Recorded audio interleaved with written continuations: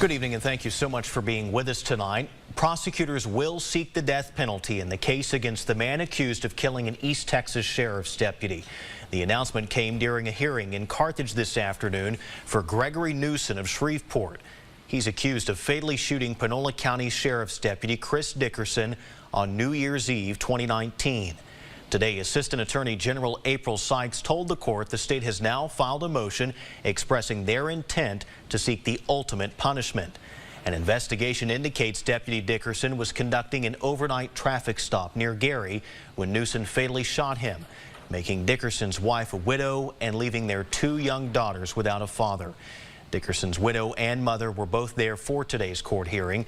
For now, the suspect, Gregory Newsom, remains jailed in the neighboring Gregg County Jail on charges of capital murder, aggravated assault with a deadly weapon, and unlawful possession of a firearm by a felon.